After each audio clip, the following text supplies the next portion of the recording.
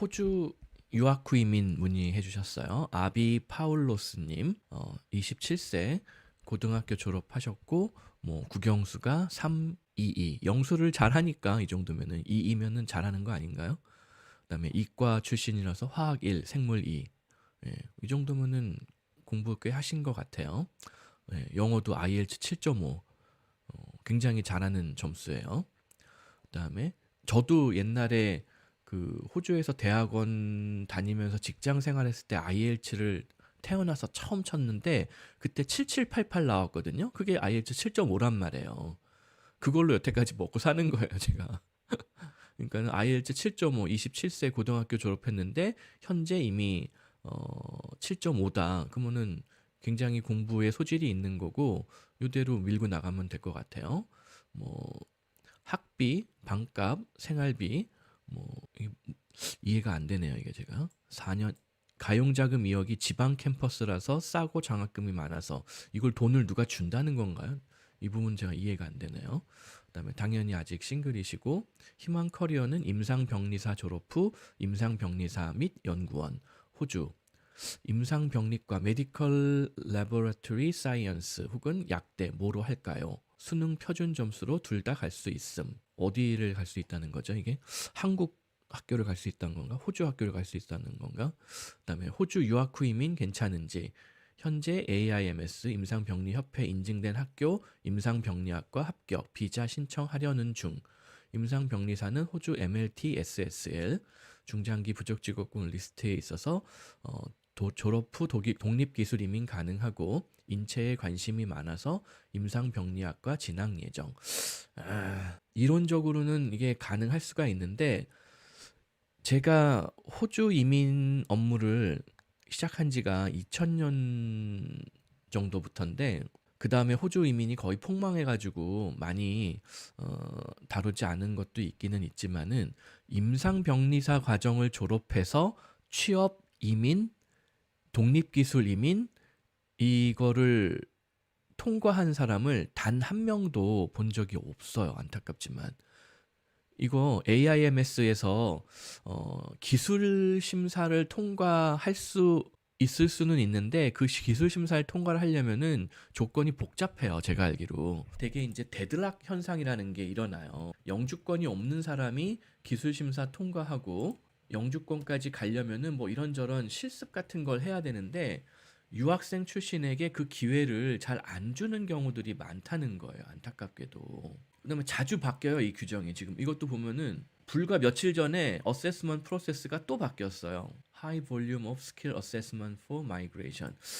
이게 기술 심사 신청하는 사람이 이렇게 많다라는 거는 별로 좋은 현상은 아니에요. 기술 심사만 벌써 6개월이 걸린다라고 되어 있고 어떤 중간에 뭐 업데이트를 해줄 수가 없다라는 표현이 있고 뭐 서포팅 다큐먼트라든가 뭐 여러 가지 뭐 기존 고용주로부터 얻어야 되는 정보 이런 것들이 완벽하지 않으면은 뭐 빨리 처리가 될 수가 없다라고 공지를 하고 있어요.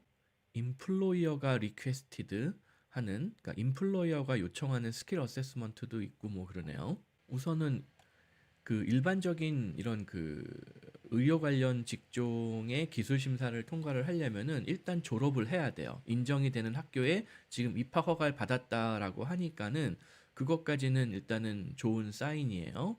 좋은 사인이고 그다음에 그것만 가지고 그 기술 심사를 통과할 수 있느냐 이거를 다시 한번 체크를 해봐야 되는데 무슨 뭐 경력이 또 거기에 추가가 돼야지만 뭐 무슨 뭐 프로페셔널한 익스피리언스 뭐 이런 게 추가가 돼야지만 인정이 된다.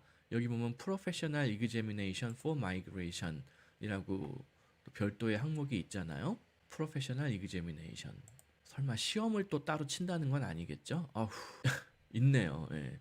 7섹션에 대한 시험을 따로 본대요. 그냥 제가 옛날에 호주에서 영주권 받던 시절에는 저는 그 IT 분야로 기술 심사를 통과했거든요. 그냥 대학원 1년 그레듀에이트 디플로마 다닌 걸로 그냥 컴퓨터 협회에 그 다녔다라는 학교에 확인서만 보내면은 쉽게 기술 심사가 통과가 가능했었어요. 그런데 지금 이 그 호주의 임상병리사 이민 목적상의 임상병리사 이거는 물론 호주에서 공부를 해서 유니버시티 어크리디테이션 어크리디테이션 이거 뭐라고 읽어야 되지? 이걸 그 어크레딧이 된 대학교 학위가 있으니까 이런 복잡한 시험을 안 거쳐도 될 것 같기는 한데 제가 확실하게 모르겠어요. 이걸 더 읽어봐야 되기는 할 것 같은데 그 유학생이라도 그 이런 어크레딧을 받은 그레듀에이트는 바로 시험 없이도 인정이 될 것 같기는 하네요. 여기 내용을 보니까. 근데 어떤 함정이 있는지는 저도 잘 모르겠어요. Professional Examination for Migration. 예. 그러니까 하여튼 이런 게 조금 복잡해요. 이런 임상병리사의 기술 심사가 그 대학만 졸업을 하면은 바로 확실하게 인정이 될 건지, 그다음에 이게 대학이 한국의 전문대의 임상병리사하고 달리 기간이 길어요. 이게 공부 기간이 몇 학기죠? 예를 들어서 이게 별로 다들 어느 학교를 봐야 되지? 뭐 RMIT의 학교 과정을 하나 찾아볼까요? 예를 들어서 이게 한 4, 5년 과정 될 것 같은데 3년짜리 과정인지 4년 과정이네요. 호주 같은 경우에는 대부분 3년 과정이거든요. 간호대도 3년 과정인 경우가 많고 회계사 과정도 3년 과정인 경우가 많아요. 근데 또 유독 이 과정은 4년을 공부해야 되니까. 그다음에 지방 캠퍼스라는 게 아마 그 호주 대학에 조금 이제 시골 동네에 있는 캠퍼스에 입학 허가를 받으셔서 요새 그런데 지금 정원이 잘 안 차거든요. 호주에 이제 중국하고 관계도 좀 안 좋아지고 중국 유학생들도 많이 줄어들고 그래서 호주에 있는 대학들이 지방에 있는 대학들이 사실은 문을 닫느니 마느니 막 그런 경우들이 많아요. 그래서 아마 장학금을 조금 뭐 이렇게 저렇게 할인해 주면서 학비를 그 유학생을 유치하고 있는 중일 거예요. 그래서 이론적으로는 한번 시도해 볼 수 있는 게 맞는데 제가 봤을 때는 굉장히 여러 가지 숨겨진 히든 obstacle이 많을 가능성이 크다. 아까도 그 기술 심사 내용만 봤는데도 굉장히 여러 가지 그 애매모호한 부분들이 많거든요. 과연 이거 대학 졸업장만 가지고 기술 심사 쉽게 통과하고 무슨 뭐 임상 실습 뭐 영주권자가 아니면은 기회가 잘 부여가 되지 않는 어떤 실습 경력을 쌓지 않은 상태에서 영주권을 신청했을 때 독립기술이민 점수를 도저히 맞출 수가 없다던가 그런 경우들도 있어요. 근데 그럼에도 불구하고 아마 요 나이에 공부하고 30대 초반에 졸업해서 시도를 한다라고 하면은 독립기술이민이 됐든 취업이민이 됐든 가능성은 충분히 있을 것 같다. 그리고 이 정도 자금을 들여서 준비를 하니까 근데 자금이 사실 또 이 정도 자금이면은 또 고민해 볼 필요도 있어요. 미국에도 뭐 비슷한 기회들이 있을 수가 있거든요. 그래서 아무튼 이론적으로는 가능성이 있을 것 같아요. 다만 실질적으로 이 커리어 패스를 추구하다가 여러 가지 예상치 못했던 장애물을 만날 가능성이 많다. 왜 그렇게 생각하느냐? 제가 지난 20년 동안 이 과정, 임상병리 전공으로 호주에서 취업하고 영주권 받았다는 사람을 본 기억이 없어요.